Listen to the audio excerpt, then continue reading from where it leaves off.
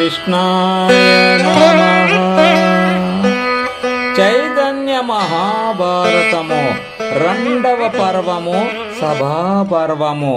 దుఃఖసాగరంలో Draupadi part 1. విదురుడా ఇలా రా, పాండవుల ప్రియసతి ద్రౌపదిని ఈ సభలోకి తీసుకుని రా, ఇక మీదట ఆమె మాకు దాసిలా ఉంటుంది అన్నాడు దుర్యోధనుడు. విదురుని హృదయం ముక్కలైపోయింది. ఓరి నీచుడా దుర్యోధన, ఇలాంటి కర్కశ వాకులు నీవు తప్ప అన్యులు పలకలేరు. నువ్వు మహోన్నత స్థాయిలో ఉన్నట్లు పలకరిస్తున్నావు. నిజమే, నువ్వు చాలా ఎత్తులో నుండి వేలాడుతున్నావు. కానీ ఒక విషయం నీకు అర్థం కావటం లేదు. ఆ ఎత్తు నుండి నువ్వు పడేందుకే ఉన్నావు. అది జరిగిన క్షణం ఈ ప్రపంచంలో ఉండవు. యమపాశాన్ని ఎవరి సహాయం అవసరం లేకుండా నీవే కంఠానికి చుట్టుకుంటున్నావు. నీవు చిన్న మృగానివి, కానీ భయంకరమైన పులులను రెచ్చగొడుతున్నావు. ద్రౌపదిని దాసి అంటావా? పాపాత్ముడా, నీకు సామాన్యమైన వివేకం కూడా లేదు. ద్రౌపది దాసి ఎలా అవుతుంది? ద్రౌపదిని పనంగా ఒడ్డే అధికారం ధర్మరాజుకు ఎవరిచ్చారు? దుర్యోధన విను, ధర్మరాజు జూదంలో తనను తాను పనంగా పెట్టుకొని ఓడిపోయాడు. ఆ తరువాత దుష్టుడైన నీ మామ శకుని రెచ్చగొడితే ద్రౌపదిని పనంగా పెట్టాడు. తననే ఓడిపోయిన జూదరికి మరొకరిని పనంగా ఒడ్డే అధికారం ఎవరిచ్చారు? అర్హతనెవరు ప్రసాదించారు? ఆమెను వడ్డే అధికారాన్ని ధర్మరాజు కోల్పోయాడు. ఇక దాసి గీసి అని పేలకుండా నోరు మూసుకొని కూర్చో. పాండవులు పావనాత్మలు, పవిత్రులైన సోదరులు ఏనాడు ఎవరిని బాధించి ఎరగరు, దూషించి ఎరగరు. నువ్వు వాళ్ళ ఉన్నతిని చూసి ఓర్వలేక కుక్కలా మరుగుతున్నావు. దుర్యోధన, నీకొక రహస్యం చెప్పక తప్పడం లేదు. జాగ్రత్తగా విను. కౌరవులందరూ నీ ముందే ఉన్నారని నువ్వు భ్రమిస్తున్నావు, కానీ వారందరూ నీ పాపానికి నరకం వైపు నడిచిపోతున్నారు. నశించే నిన్ను ఎలా కాపాడాలో నాకు తెలియటం లేదు. మంజంచలాభూనిశిలాః ప్లవంతే ముయ్యాంతి నావః అంబసీ శశ్వదేవా మూఢో రాజా ధృతరాష్ట్రస్య పుత్రో నమే వాచః పత్యరూపాః శృణోతి. సొరకాయ బుర్రల్ని నీళ్ళలో ముంచవచ్చు, బండరాలను జలాల్లో తేల్చవచ్చు, నౌకల్ని సాగరంలో మునిగేలా చేయవచ్చు. కానీ మూఢుడైన దుర్యోధనునికి మంచి మాటలు వినిపించలేకపోతున్నాను అన్నాడు విదురుడు. ఇక విదురుడు తన మాట వీడని గ్రహించిన దుర్యోధనుడు సూతుడైన ప్రాతకామిని ఆజ్ఞాపించాడు. ఓరి ప్రాతకామి, పాండవులు మన శ్రేయస్సును కోరేవారు కారు. వాళ్ళను చూచి నీవు భయపడనవసరం లేదు. ఓ వెళ్ళి ద్రౌపదిని ఈ సభలోకి తీసుకుని రా అన్నాడు దుర్యోధనుడు. జనమేజయ, దుర్యోధనుడు చెప్పగానే సూతుడైన ప్రాతకామి బయలుదేరి మృగరాజు గృహంలో శునకం ప్రవేశించినట్లు అంతఃపురంలోకి ప్రవేశించాడు.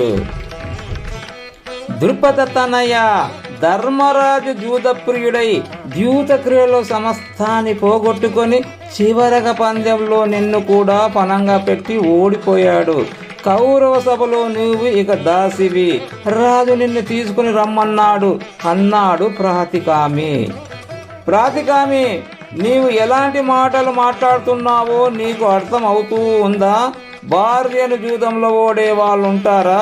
అంత జూదరిగా మారాడా ధర్మరాజు? పనంగా పెట్టడానికి ఆయన దగ్గర సంపదే లేకుండా పోయిందా అని ప్రశ్నించింది ద్రౌపది. అమ్మా, ధర్మరాజు మిమ్మల్ని ముందుగా ఓడలేదు.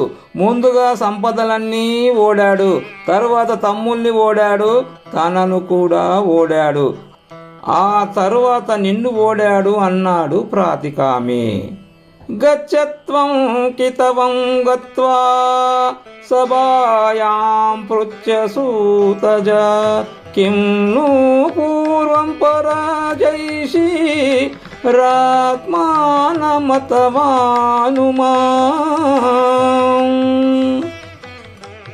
ప్రాతికామి, నీవు వెంటనే సభకు వెళ్ళి జూదరి అయిన ధర్మరాజు తనను ఓడిన తర్వాత నన్ను ఓడినాడా, నన్ను ఓడిన తర్వాత తనను ఓడినాడా అడిగి తెలుసుకొని రా, ఆ తరువాత నేను సభలోకి వస్తాను అంది ద్రౌపది. ధర్మరాజు తనను ఓడిన తర్వాత ద్రౌపదిని ఓడినట్లు ప్రాతికామి ద్రౌపదికి చెప్పాడు. ద్రౌపది ప్రాతకామిని వెళ్ళి ఆ విషయంగా ధర్మరాజును అడిగి రమ్మని చెప్పింది. విషయాన్ని గ్రహించడానికి పంపలేదు. విషయం ప్రాతికామి ద్వారా ముందే తెలిసిపోయింది. ధర్మరాజు ఏమి చెబుతాడు అనేది ఆమెకు కావాలి. యాజ్ఞసేని అయిన ద్రౌపది ఇక్కడ ధర్మదేవతలా శోభిస్తోంది. భర్తలందరూ మౌనులయ్యారు. తన వంతు రాగానే ధర్మరూపిణిగా ఆలోచనలు కదిలిస్తున్న ద్రౌపది ఎవరి ఆజ్ఞ మేరకు సభలో ప్రవేశించాలి అని ప్రశ్నిస్తోంది. దుర్యోధనుడు తీసుకొని రమ్మన్నాడు అని చెప్పాడు ప్రాతికామి. తనను తన భర్తలు ఆజ్ఞాపించాలి, అంతేగాని దుర్యోధనుడెవరు? దుర్యోధన ఆజ్ఞలను ద్రౌపది ఎందుకు పాటిస్తుంది? ధర్మరాజు తనను ఓడిపోయి ద్రౌపదిని కూడా ఓడినాడు కనుక సేవకుడైన ధర్మరాజు ఆజ్ఞాపించలేడు. కనుక ప్రభువైన దుర్యోధను ఆజ్ఞాపించాడు. అదే వాస్తవమైతే ఆ మాటనైనా ధర్మరాజు చెప్పాలి, అంతేగాని ఎవరెవరో ఏదేదో చెబితే అలా నడుచుకోవడానికి ద్రౌపది సాధారణ స్త్రీ కాదు. అయితే ఇక్కడ మరొక్క విషయం కూడా ఉంది.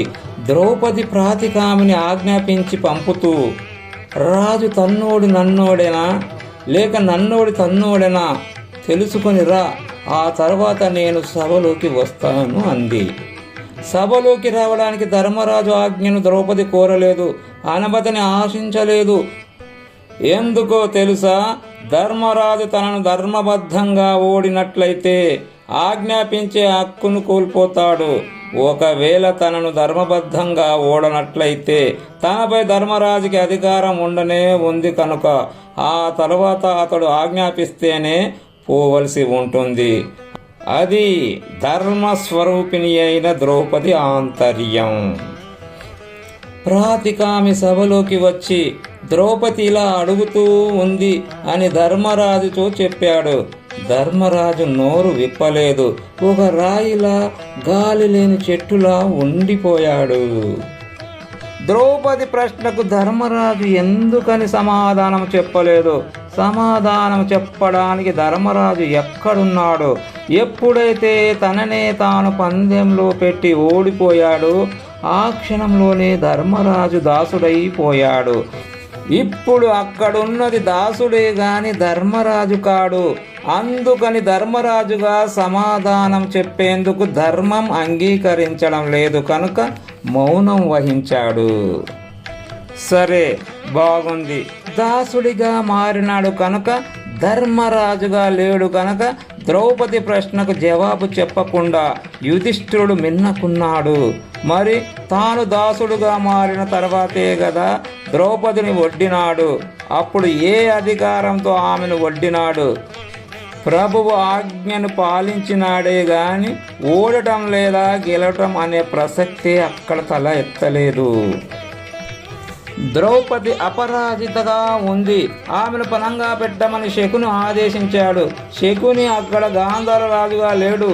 దుర్యోధను ప్రతిరూపంగా ప్రతినిధిగా ఆజ్ఞాపించాడు. ప్రభువు ఆజ్ఞాపించాడు కనుక దాసుడైన ధర్మరాజు ఆచరించాడు. మరి ద్రౌపదిని వడ్డే హక్కు దాసుడైన ధర్మరాజుకి ఉందా? ఏమో. అవన్నీ తన ప్రభువుకు సంబంధించిన విషయాలే గాని తనకు సంబంధించినవి మాత్రం కావు. ప్రభువు చెప్పింది చెయ్యడమే తన కర్తవ్యము. మరి ద్రౌపది ప్రశ్నకు ఇప్పుడు ఎవరు సమాధానం చెప్పాలి? దాసుడైన తాను మాత్రం కాదు, తనను ఆజ్ఞాపించిన ప్రభువే చెప్పుకుంటే చెప్పుకోవాలి. అందుకనే ధర్మరాజు జవాబు ఇవ్వకుండా మౌనం పాటించాడు.